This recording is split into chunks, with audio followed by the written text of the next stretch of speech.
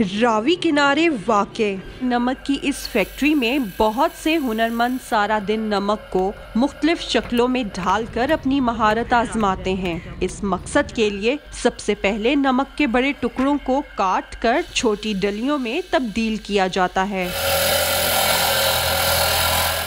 फिर जो चीज़ बनानी हो, नमक के पत्थर पर उसका नक्शा खींचा जाता है और मशीनों की मदद से किसी भी पीस को हतमी शक्ल दी जाती है। नमक के साल्ट लैंप, ठीक है, इसका पर पीस होता है, ठेके पे काम होता है। 30 रुपये, 5 रुपये, 100 रुपये, 80 रुपये, मुख्तलिफ रेट है। लहदा पीस के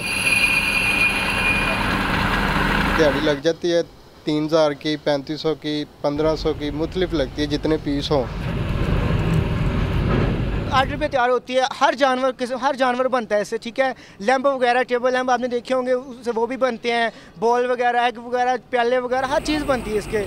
जो आप आर्डर मिलेगा वो बना देते हैं हम लोग। नमक की नमकीनी इन मजदूरों की जिंदगी में इस कदर घुल चुकी है कि इन्हें आसपास की हवा में हर वक्त उड़ते ज़र्रात जैसे महसूस ही नहीं होते। तहकीकी बुनियादों पर नमक को दमे के मरीजों के लिए भी मुफीद जाना जाता है और ये हुनरमंद भी इसी सोच को अपनाए यहाँ दिल जमई से काम करते हैं।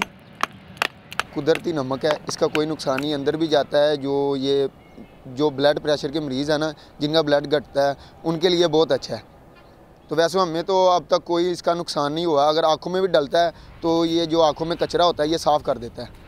नमक से बने इन हैंडीक्राफ्ट्स को सिर्फ सजावट के लिए ही इस्तेमाल नहीं किया जाता, बल्कि इनमें लगे बल्ब लैंप्स का काम भी देते हैं। फैक्ट्रियों से निकलने के बाद ये डेकोरेशन पीस शोरूम्स में चले जाते हैं।